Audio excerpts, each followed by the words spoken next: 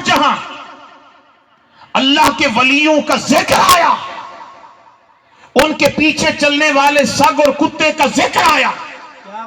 بھئی قرآن مجید ہے، مذاق تھوڑی ہے. قرآن مجید کوئی ڈائجسٹ یا قصے کہانیوں کی کتاب نہیں ہے کہ قرآن مجید ایسے جانوروں کے قصے بیان کر دے. قرآن مجید کتاب ہدایت ہے، کتاب انقلاب ہے، اور یہ کتاب انسانیت ہے. قرآن مجید نے جہاں جہاں سورہ کہف میں اللہ کے ولیوں کا ذکر کیا، وہاں وہاں ان کی صحبت اور سنگت اختیار کرنے والے کتے کا بھی ذکر کیا. اور ام المومنین حضرت ام عائشہ صدیقہ فرماتی ہیں جب اصحاب کہف جنت میں جائیں گے، علامہ اسماعیل حقی رحمت اللہ تعالی علیہ کو فرماتے ہیں اللہ کے ولی جنت میں جائیں گے تو ان کا کتا بھی ان کے ساتھ جنت میں جائے گا. ایک کتا نجس مخلوق. بھائی میں آپ کو کہوں کہ جی میں آپ کے پاس دعوت پہ آؤں گا، یا قبلہ شاہ صاحب کہیں، یا آپ ان کی خدمت میں عرض کریں حضور ہم آپ کی خدمت میں آئیں گے، 2 3 ہم ہوں گے، چوتھا ہمارا کتا بھی ہوگا. آپ کسی رشتہ دار کو کہیں بھئی ہم 2 بندے آپ کے پاس شام کے کھانے پہ آ رہے ہیں، تیسرا ہمارا کتا ہوگا، تو یہ گفتگو عجیب نہیں لگتی؟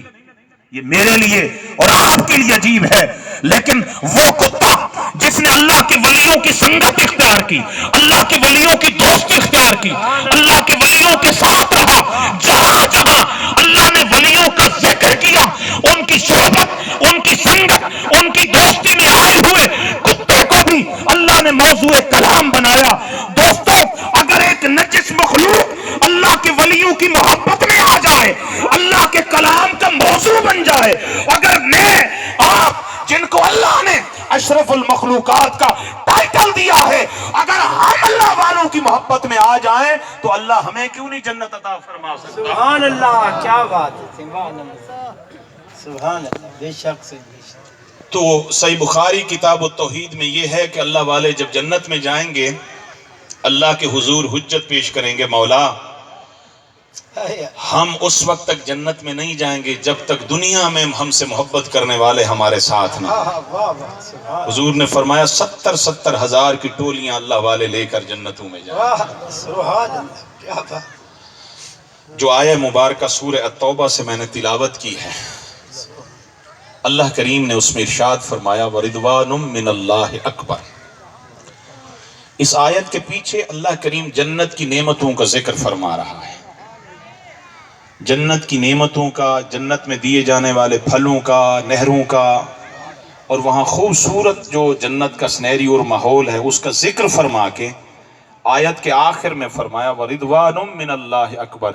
یہ ساری نعمتیں جنت کی ایک طرف، لیکن جس کو اللہ کی رضا نصیب ہو جائے گی ذَلِكَ هُوَ الْفَوْزُ الْعَظِيمُ، اللہ کی رضا کا ملنا ہی میرے محبوب کے غلاموں کے لیے سب سے بڑی کامیابی ہوگی.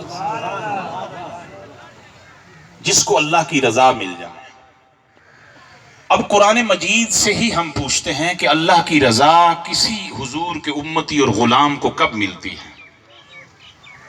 قرآن مجید ہمیں کہتا ہے اللہ کی رضا پانے کے لیے انسان کو کچھ سفر کرنے پڑتے ہیں، کچھ سیڑھیاں چڑھنی پڑتی ہیں، کچھ ریاضتیں کرنی پڑتی ہیں، کچھ مجاہدات کرنے پڑتے ہیں. وہ 4 سیڑھیاں چڑھتا ہے، 4 سیڑھیاں، 4 منازل عبور کر کے جس مقام پہ پہنچتا ہے اس کو پھر مقام رضا نصیب ہوتا ہے. کیا بات ہے، سبحان اللہ. یہ جو موجودہ زندگی ہماری، یہ پہلی سیڑھی ہے جس میں ہم فسق و فجور کرتے ہیں، گناہ کرتے ہیں، اور گناہ میں لذت محسوس کرتے ہیں، لوگوں کو انوالو کرتے ہیں گناہ کرنے، پھر دوستوں کو اس پہ گواہ بناتے ہیں. اس زندگی کو قرآن مجید نفس امارہ کہتا ہے. ان النفس لامارۃ بالسوء. یہ وہ نفس ہے، یہ وہ قوت اور طاقت ہے جو انسان کو برائی کرنے پر مجبور کرتی ہے. سبحان. اس کی علامت کیا ہے؟ علامت یہ ہے اس زندگی میں خواب میں کتے نظر آتے ہیں، خواب میں سانپ نظر آتے ہیں، گندے تالاب جوہر نظر آتے ہیں، نجاستیں، غلاظتیں، پلیدیاں نظر آتی ہیں، انسان آنکھ نیند میں بند کرتا ہے، ڈراؤنے خواب آتے ہیں، یہ علامت ہے نفس امارہ کی۔ اور اس نفس امارہ میں الا ماشاء اللہ ہم میں سے، مجھ سمیت بہت سے لوگوں نے، ہم نے یہ جو شرافت اور دینداری کے لباس پہن رکھے ہیں، یہ محض لوگوں کو بے وقوف بنانے کے لیے ہیں۔ میں بھی اس نفس امارہ میں گرفتار ایک ادنا سا غلام گناہگار ہوں۔ یہ جو خطاب کر رہا ہوں یہ جسٹ معلومات کا پلندہ ہے، ورنہ شاید مجھ سے بڑھ کر کوئی گناہگار ہو اس دنیا میں، مجھ سے بڑھ کر کوئی بے عمل ہو۔ وہی کیفیت ہے جس کو اس نوجوان نے کہا تھا اندر اتنی آگ بھری ہے اور دعویٰ ولی ہونے کا کرتا ہے۔ یہی کیفیتیں ہیں، مگر الا ماشاءاللہ استثناء بہت ہے، ان جیسے لوگ بہت ہیں۔ یہ جو کیفیت ہے گناہوں کی زندگی کی، اس کو نفس امارہ کہتے ہیں۔ اس نفس امارہ میں اگر کسی کی طرف مصطفیٰ کی توجہ ہو جائے، مصطفیٰ کے غلاموں کی توجہ ہو جائے، اللہ کے ولیوں کی توجہ ہو جائے، وہ پھر نفس امارہ کی زندگی سے نکل کر ایک سیڑھی اوپر چڑھتا ہے جس کو نفس لوامہ کہا جاتا ہے۔ اب اس کی کیفیت کچھ اور ہو جاتی ہے۔ پہلے تھا گناہ کی زندگی، گناہ کا ماحول، نافرمانی، اور ایک نافرمانی کے دلدل کی کیفیت جس میں گناہ کرنا اپنی سب سے بڑی کامیابی، لوگوں کو دھوکہ دینا سب سے بڑی لذت اور کامیابی سمجھا جاتا تھا۔ کوئی گناہ کرتے تھے، فسق و فجور کرتے تھے، لوگوں کو مزے لے لے کے بتاتے تھے۔ اب جب مصطفیٰ کی توجہ نصیب ہوئی، اللہ والوں کی صحبت اور سنگت نصیب ہوئی، یہ بندہ اس گناہوں کی کیفیت سے نکل کر ایک سیڑھی اوپر چڑھا۔ اب اس کو کہا جاتا ہے نفس لوامہ۔ جب اس کیفیت میں آیا، اب گناہ کرتا ہے تو گناہ اس کو بے چین کرتا ہے، بے قرار کر دیتا ہے۔ یہ غلطی کرتا ہے، گناہ اس کو سکون سے بیٹھنے نہیں دیتا۔ آقا سے پوچھا گیا یا رسول اللہ صلی اللہ علیہ وسلم، بندہ مومن کے ایمان کی کوئی نشانی تو بتا دیں۔ فرمایا تمہارے ایمان کی نشانی اور علامت یہ ہے کہ جب تم گناہ کر بیٹھو، ما حاک فی نفسک، وہ گناہ تمہارے سینے کے اندر کھٹکے، تمہیں مضطرب کر دے، تمہیں بے چین کر دے، تمہیں بے قرار کر دے۔ یہ اس زندگی سے بندہ سیڑھی چڑھ کے اس زندگی میں آتا ہے۔ پہلی زندگی میں جس میں اب ہم بیٹھے ہیں، اس میں تو کیا ہے؟ گناہ ہے، نافرمانی ہے، گناہوں کی دلدل ہے، لیکن یہاں سے بندہ ایک سیڑھی اوپر چڑھتا ہے۔ اب گناہ کیا کرتا ہے؟ من میں کھٹکتا ہے، بندہ گناہ کرتا ہے، بے چین ہو جاتا ہے، بے قرار ہو جاتا ہے۔ اب اس کیفیت میں مزید جب مجاہدے کرتا ہے، ریاضت کرتا ہے، اس کو تیسری سیڑھی نصیب ہوتی ہے جس کا نام ہے نفس ملہمہ۔ اس کیفیت میں اس پر گناہوں کا دروازہ بھی کھلا ہوا ہوتا ہے، لیکن اللہ کی طرف سے نیکی بر کا الہام ہوتا ہے۔ نفس ملہمہ میں آ کر وہ بندہ گناہوں کی وادی کو چھوڑ دیتا ہے، اس کو کوئی گناہ کی طرف دعوت دے، حتیٰ کہ آقا علیہ السلام نے فرمایا اس کیفیت میں خوبصورت خوبرو جوانی کی عمر میں قدم رکھنے والی خوبصورت عورت اس کے حسن و جمال کو دیکھ کر جب اس کو گناہ کی دعوت دیتی ہے تو یہ کیا کہتا ہے؟ آنکھیں پھیر لیتا ہے، توجہ ہٹا لیتا ہے، کہتا ہے انی اخاف اللہ۔ ایک طرف تیرا حسن و جمال، تیری خوبصورتی، تجھے تکنے والے تجھ پر مرتے ہوں گے، تجھ پر فرشتہ ہوتے ہوں گے، لیکن گناہ کی دعوت دینے والی سن، یہ آنکھیں رب نے تجھے دیکھنے کے لیے نہیں دی۔ اس دنیا میں نہ صحیح، ان آنکھوں نے جا کر پہلی قبر کی شام جا کر مصطفیٰ کے مکھڑے کی زیارت کر۔ سبحان اللہ، واہ کیا بات ہے، کیا بات۔ اس کو کہتے ہیں نفس ملہمہ۔ اس کیفیت میں آ کر انسان کو گناہ سے نفرت ہو جاتی ہے، بری مجلسوں سے نفرت ہو جاتی ہے۔ اس کی کیفیت مچھلی جیسی ہوتی ہے جو پانی میں ہو تو خوش رہتی ہے، پانی سے باہر نکال دیں تو تڑپ تڑپ کے مر جاتی ہے۔ سبحان اللہ، بے شک۔ کیا بات ہے، اب اس تیسری منزل کے بعد جو چوتھی سیڑھی ان کو نصیب ہوتی ہے مزید ریاضت میں، مجاہدہ میں، وہ ہے نفس مطمئنہ،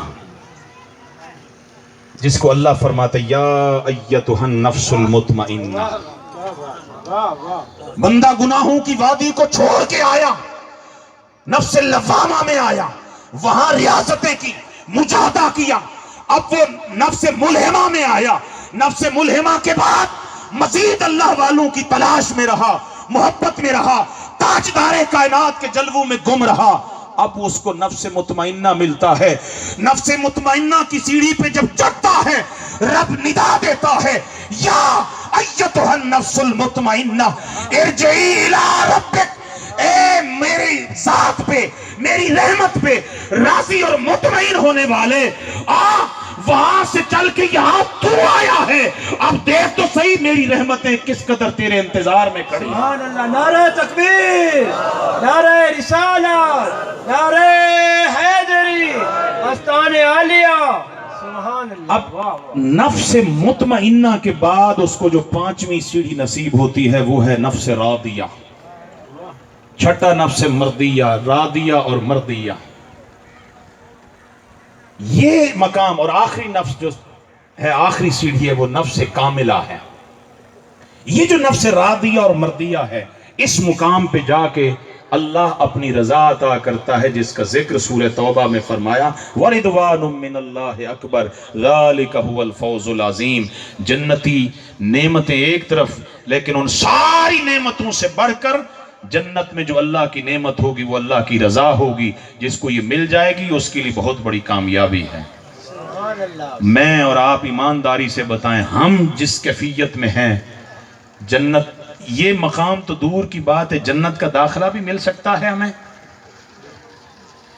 اللہ والوں سے محبت کا دعویٰ، اللہ والوں سے نسبت کا دعویٰ، اللہ والوں سے بیعت کا دعویٰ، مگر عمل ہمارے شیطان والے ہوں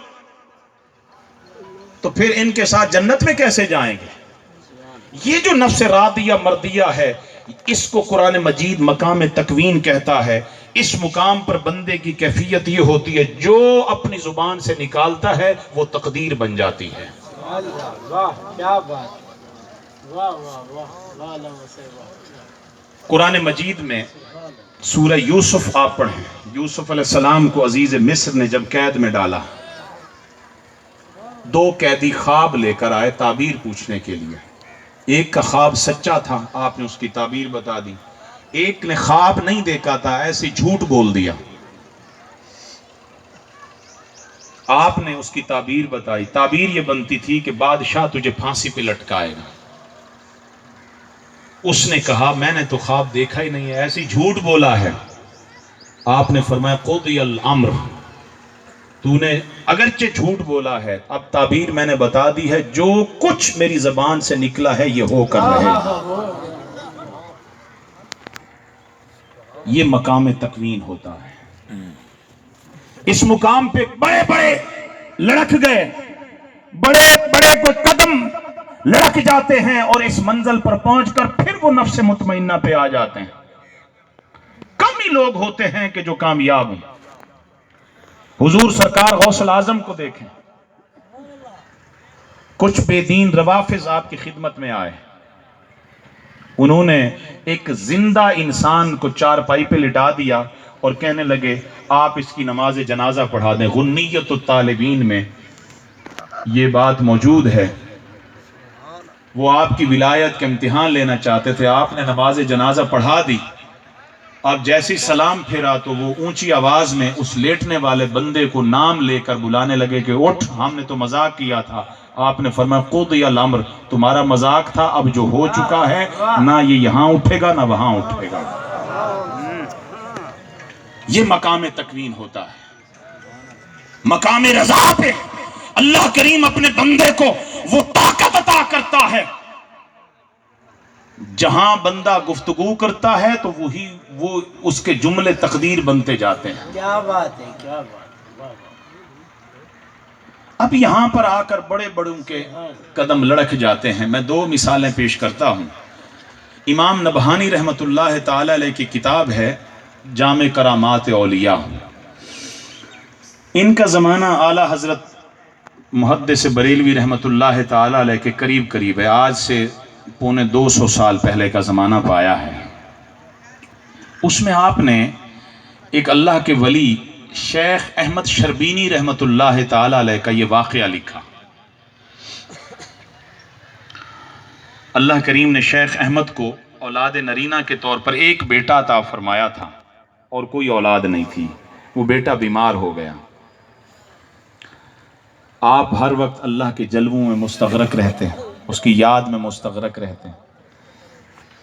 آپ کی زوجہ محترمہ آپ کی خدمت میں حاضر ہوئی, حضور بیٹا بیمار ہے, آپ کرم نوازی فرمائیں, کوئی دم کریں, دعا فرمائیں. آپ فرما دیتے, اللہ کرم فرمائے گا. بچے کی جب سانسیں اکھڑنے لگیں, ماں کی ممتا برداشت نہیں کرتی. ماں نے سانسیں اکھڑتے ہوئے بچے کو آپ کی خدمت میں پیش کیا اور آپ کی گود میں ڈال دیا. جب آپ نے دیکھا کہ اس کی سانسیں اکھڑ رہی ہیں تو وہ جو شفقت پدری تھی, باپ ہونے کی شفقت اور محبت تھی, اس نے جوش مارا. آپ نے ملک الموت کو فرمایا, فرج الی ربک, لوٹ جا اپنے رب کی طرف. میرے بیٹے کا جو وفات کا فیصلہ تھا قد نسخ, اللہ نے اس کو منسوخ کر دیا ہے. اللہ نے اس کو منسوخ کر دیا ہے. مقام رضا تھا. مقام رضا میں کیفیت یہ ہوتی ہے کہ اللہ کریم اختیار دیتا ہے. یہ پہلا درجہ ہوتا ہے ترک الاختیار قبل القضاء. انسان کو اس مقام پر اللہ کے ولی کو, اللہ کے دوست کو, اللہ کے یار کو اس مقام پر قضاء اور تقدیر کو ٹالنے کا اختیار ہوتا ہے, لیکن وہ تقدیر کی چھری چل جائے وہ خوش رہتا ہے. امام نبہانی فرماتے ہیں کہ شیخ احمد شربینی کے قدم لڑکھڑا گئے. فرمایا مقام کن تو نصیب ہو چکا تھا, ملک الموت واپس چلا گیا, لیکن اس امتحان میں کامیاب نہ ہو سکے جو اللہ کریم مقام رضا پہ اپنے یاروں کو عطا کرتا. وہ جو لخت جگر تھا, بیٹا تھا, اگر اس کو جانے دیتے تو یہ مقام رضا تھا. اور اسی طرح حضرت میاں میر رحمت اللہ تعالی علیہ,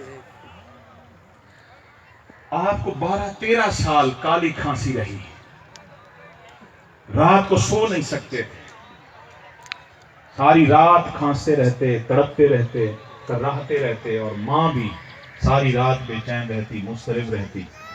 ماں بار بار فرماتی, بیٹے آپ اللہ کے حضور دعا نہیں کرتے, اللہ آپ کو شفا یابی عطا فرمائے. آپ فرماتے اللہ کرم فرمائے گا. ماں سے ایک دن دیکھا نہ گیا. ماں نے لباس اور وضع قطع تبدیل کی. دن کے اوقات میں سائلین اور سائلات آتے, ایک طرف مرد لائن بنا کے آتے دعائیں کروانے, دوسری طرف عورتیں باپردہ ہو کے آتی. ماں ان سائلات عورتوں میں ان کی لائن میں بیٹھ گئی. عورتیں آتی گئیں. جب آپ کی ماں آپ کے سامنے آئی, آواز تبدیل کر کے کہا کہ میرا ایک بیٹا ہے, بیمار رہتا ہے, ساری رات اس کو کھانسی نہیں چھوڑتی, آپ دعا فرمائیں. یہ سن کر آپ تڑپ گئے اور ایک لمحے کے لیے سوچنے لگے کہ کہیں میری ماں تو نہیں ہے. پھر سوچا کہ نہیں, ماں تو ویسی حکم فرما دیتی ہے. آپ نے دعا فرما دی, چلے گئے. مالدہ چلی گئی, ادھر سے دوبارہ گھر آ گئی, تشریف لے آئیں.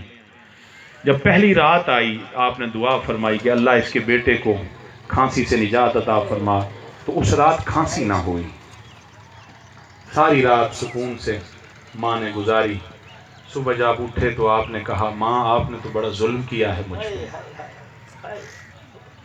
بیٹے ظلم کیسا ہے؟ ماں دعا تو نے کروائی ہے نا, تو ظلم نہیں ہے تو کیا ہے؟ بیٹے اس میں ظلم کی کیا بات ہے؟ ماں جب کھانسی آتی تھی نا اس میں بے چین ہوتا, بے قرار ہوتا. جب رات کا آخری لمحہ آتا, میرے مولا کی میٹھی آواز آتی, میاں میر بتاؤ تمہاری طبیعت کیسی ہے, تمہاری طبیعت کیسی ہے؟ ماں اب ساری رات بیٹھا رہا ہوں, ساری رات میرے رب نے میرا حال نہیں پوچھا.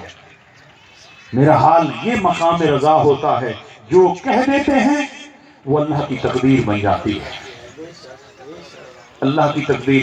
اب یہ باتیں اس سوشل میڈیا کے دور میں ہمارے ان نوجوانوں کے سروں سے گزر جاتی ہیں کہ یہ کیسے ہو سکتا ہے۔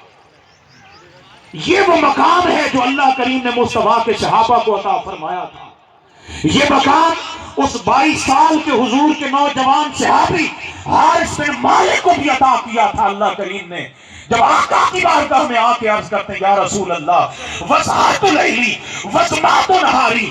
آقا جب حضور نے پوچھا نا کہ بتا تیرے ایمان کی کیفیت کیا ہے، تیرا ایمان کیسا ہے، انہوں نے کہا یا رسول اللہ اصبحت مؤمنا حقا، میں تو مومن حقانی کے طور پر صبح بھی کرتا ہوں رات بھی کرتا ہوں۔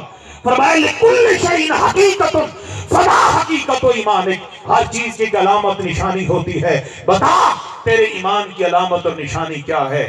انہوں نے کیا عرض کی یا رسول اللہ وسحرت لیلی وزمن نہاری، حضور راتوں کو جاگتا رہتا ہوں، دن کو پیاس لگی رہتی ہے۔ آقا علیہ السلام نے پوچھا یہ پیاس تجھے کس چیز کی ہے؟ اگر یہ پانی کی ہے، مشروب کی ہے، دودھ کی ہے، یہ تو ہر ایک کو ہوتی ہے، تو خصوصیت کے ساتھ ذکر کر رہا ہے، یہ کون سی پیاس ہے؟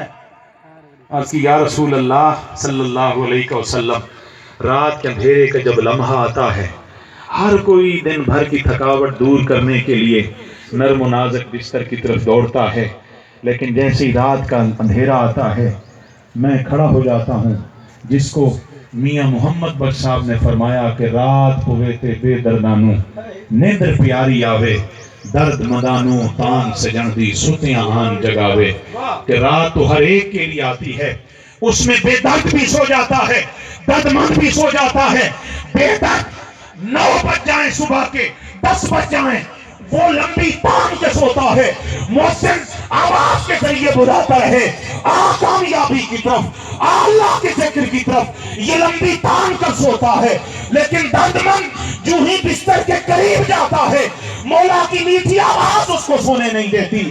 یا رسول اللہ رات کی ان تاریکیوں کے عالم میں ہر کوئی مزے کی نیند میں مبتلا ہوتا ہے، میں اپنا پہلو جب بستر کے قریب لے جاتا ہوں، میں بھی بستر کے قریب جاتا ہوں، میرے مولا کی میٹھی آواز آتی ہے حارث سارے سو گئے ہیں، تو اٹھ مصلی کی پشت پر بیٹھ کے چند میرے ساتھ باتیں کر لے۔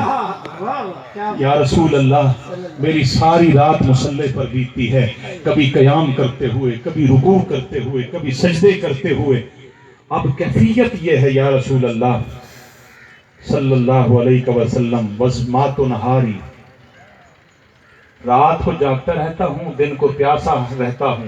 وہ جو حضور آپ نے پوچھا نا پیاس کس چیز کی لگتی ہے، حضور وہ مشروب کی نہیں، وہ دودھ کی نہیں، وہ کسی پانی کی نہیں، رات کے اندھیروں میں میرا رب جب میرا تڑپنا اور پھڑکنا دیکھتا ہے اپنے فرشتوں کے ذریعے پھر اپنی محبت کی شراب مجھے پلاتا ہے۔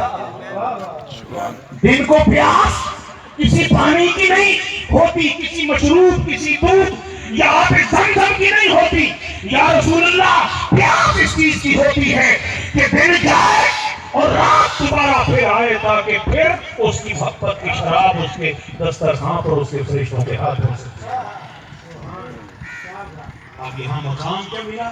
یا رسول اللہ جب سے یہ کیفیت ہوئی ہے وَكَأَنِّي أَنظُرُ إِلَىٰ عَرْشِ رَبِّي بَارِزًا، اللہ کے عرش کو بلا حجاب اپنی آنکھوں سے دیکھتا ہوں، مدینے میں بیٹھ کر اللہ کے عرش کو تکتا رہتا ہوں۔